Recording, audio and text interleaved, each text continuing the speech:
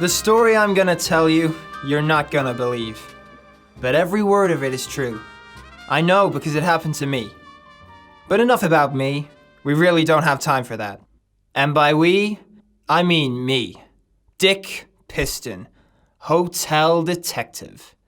It was a Friday night in the big city, and on a Friday night you'll find me making my rounds at the Lakeview Hotel. A 2-bit armpit on the upside of downtown. Anytime before midnight, that is. After midnight, you'll catch me drowning my proverbial sorrows at the 5-star dive bar in the lobby of that hotel. But at 10 minutes to midnight, I'm always here, in my office, watching the clock. Not that I'm a proverbial stickler for whatever punctual people stickle for, and not that I couldn't use the overtime, but my employer had made it clear that anyone who did use the overtime would be spending all their time Xeroxing resumes at the discount coffee shop on the corner. You see, the hotel had been wallowing in Reading for quite some time now, and it was likely to continue hemorrhaging proverbial money until it stopped hemorrhaging potential hotel guests. And I only wish that was a metaphor. The Lakeview Hotel had the highest mortality rate of any luxury accommodations west of Baghdad, or east of Baghdad, or in Baghdad. In fact, as hotel detective, I personally investigated 6 unsolved murders in the past 5 weeks. And committed 4. So the management wasn't entirely happy with my proverbial job performance. So that's why they told me anyone who clocked even 1 minute of unauthorized overtime would be out of a proverbial job. Literally. And by anyone, they meant me. Dick Piston, hotel detective. And that's why at 10 minutes to midnight I had my proverbial eyes glued to the literal clock. Because when that strikes 12, my Friday night nightmares become somebody else's Saturday morning problem. So if my luck holds true... Dick Piston, I need you! Lady Luck, you could almost set your watch by her. I need your help! I'm afraid I'm not the man you're looking for. You're not Dick Piston? No, I'm not helpful. But you are the hotel detective. For 9 more minutes I am, but there's not going to be a 10th, so I'm afraid if it's anything more time-consuming than a stuck pickle jar, I'm going to have to refer you to the day shift. But you have to help me. I'm the victim of a crime. Well, unless that crime is unnecessary wetness, there is really not much I can do in the time allotted. It's not unnecessary wetness. Are you sure? Because I got a blow dryer in the desk. Mr. Piston, please. You can't just turn your back on me. Not in that outfit, no. Then you'll help me? For 8 more minutes I will. But that's all the time we've got. Will that be enough? Depends on the crime. What's yours? I think they call it murder. Uh-huh, and you say you're the victim. Yes, it happened just now, up in my hotel room. You do know what murder is, right? It's the one where somebody kills someone, right? That's the one. Yay! Oh boy. All right, I'm going to take your case, but I'm also going to set an egg timer. When this goes off, no matter what, case dismissed. Is that understood? Mr. Piston, I can't tell you how grateful I am for this. Coming here in a towel is thanks enough. You're welcome. Now, if you'll take a seat, I have to make a phone call. But aren't you gonna rush up to my room and examine the scene of the crime? Ordinarily, I would, but we don't have that kind of time. Hello, front desk? It's me, Dick Piston, hotel detective. Put me through to the kitchen. What are you doing? Ordering room service. Will that speed up the investigation? Not at all. Then why are you doing it? Because no man in his right mind would ever be alone in a room with a woman in a towel without at least a bottle of champagne and a half order of oysters on the way. I'll have the honeymoon special. Send it to my office pronto. And a box of condoms. Thank you, Mr. Piston. How can I ever repay you? Well, there's condoms coming. Mr. Piston! I'm a married woman! You can never repay me. And how did you know this was our honeymoon? Just tell me about the murder and get it over with. If we make this quick, maybe I still have time to Xerox some resumes before morning. Well, I was up in my room taking a shower before dinner. So you haven't eaten? No, not yet. But those oysters sound delicious. And the murder took place in the bathroom? No, it was in the bedroom. After your shower? No, during. So you were shot in the shower by someone in the bedroom? What makes you think I was shot? Because if it were a stabbing, you would have been in the same room with the killer. My God! You think he was in the shower with me? No, I think you were shot. But I wasn't shot. Look! Or stabbed, for that matter. But it looks like you've had a close shave of some kind. No, that's waxing. All right. Given that you're not harmed in any way... Have you ever been waxed? What makes you think you were murdered? Oh, I wasn't murdered. But you said you were. I said I was the victim of a crime. And the crime was murder.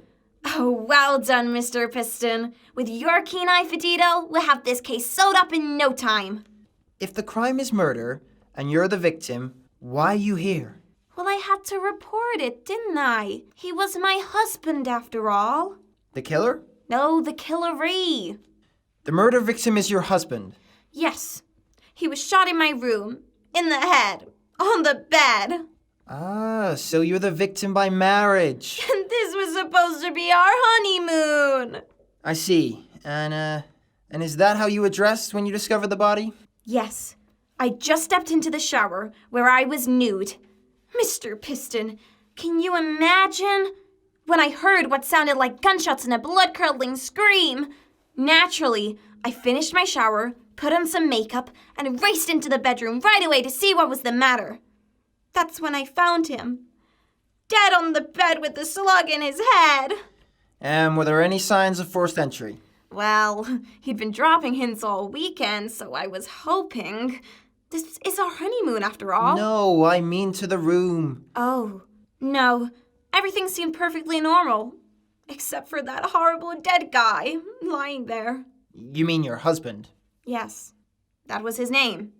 Guy. And he was horrible? Oh, yes. Brains everywhere. Well, Mrs. Guy, normally this is the point in the investigation when I would rush up to your hotel room and examine the body.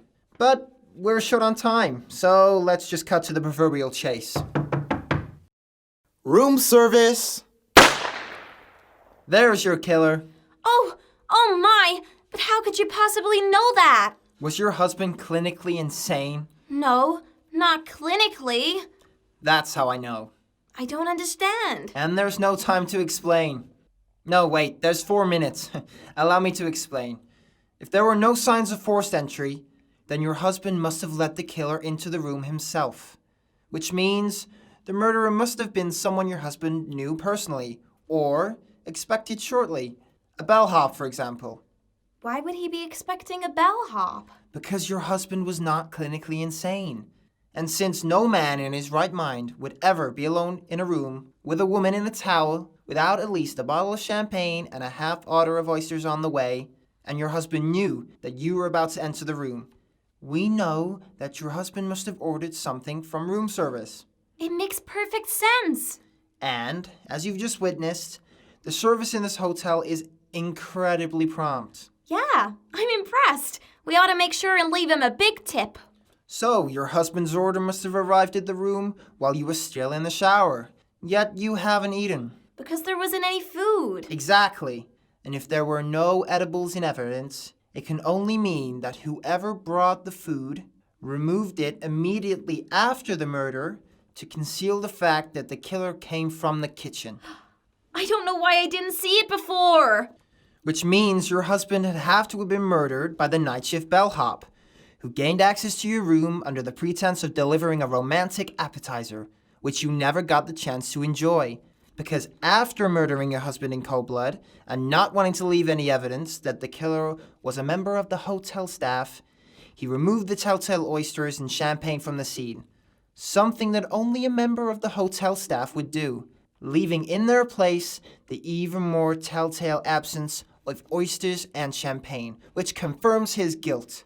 But why would this bellhop want to kill my husband? Because, unbeknownst to your late husband, this Bellhop was having an extramarital affair with his wife. The Bellhop's married? No, you. He was having an affair with you.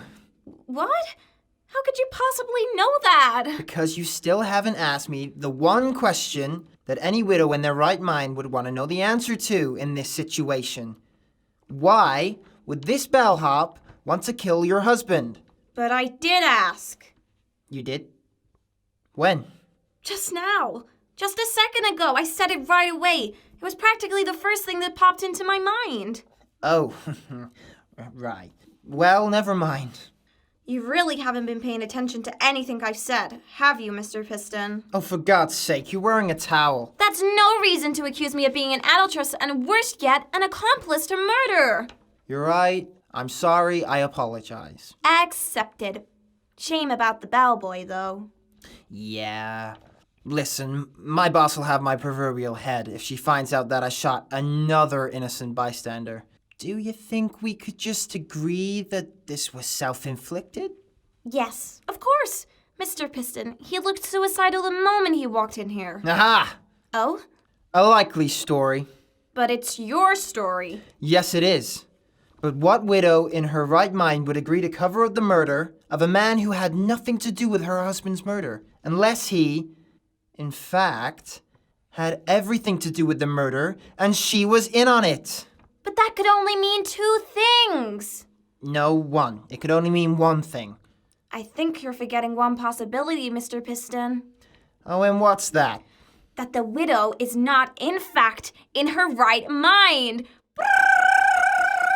Well, this is a little embarrassing for the both of us. But it looks like I was wrong again. And my shift is almost over, so I guess you're free to go. Oh, thank you, Mr. Piston. You don't know what a relief this is. You may not have solved my husband's murder, but knowing I'm innocent of all charges is a huge load off my mind. What little there is left of it, I mean. How can I possibly thank you? Well, we've got champagne and oysters, and I'm off in 2 minutes. Oh, Mr. Piston, I think we can get you off before that. Well, I didn't see that coming. Neither did I. You're alive? But that's impossible. Actually, no. You're a terrible shot, Piston. Yeah, I'm sorry about that. Don't be. You're right about us, Piston. Until recently, this lady and I were having a torrid affair. Behind her husband's back. And over his dead body. Ooh. At least I thought we were. I thought we were in love. But now I see she was just using me to get what she wanted. A dead husband and an airtight alibi. But what makes you think she was using you? What woman in her right mind would leave her husband for another man only to throw herself in the arms of a third-rate hotel detective, over the lifeless corpse of her dead lover, the second man? Unless, of course, she never truly loved him to begin with, and was only using him to get rid of her wealthy husband, who she also didn't love. And she probably didn't care much for the detective either. But if you just waited a couple of minutes, she might have cared a little bit. Forget it, Piston. She used us. We're all victims here. Well, actually not me. No? I suppose not. But if you got a minute, I think I can correct that oversight. Wow, look at the time. It looks like yours is up, Dick Piston, hotel detective. But why would you want to kill me? I haven't done anything to you, besides shooting you a minute ago. I think you're forgetting the one possibility, that I, too, might not be in my right mind. No, I took that into account when you murdered 2 people at your place of work. What was that? Your luck running out. No, it sounded like an egg timer. Case dismissed. It was a Saturday morning in the big city, and on a Saturday morning, my proverbial work here is done. Literally.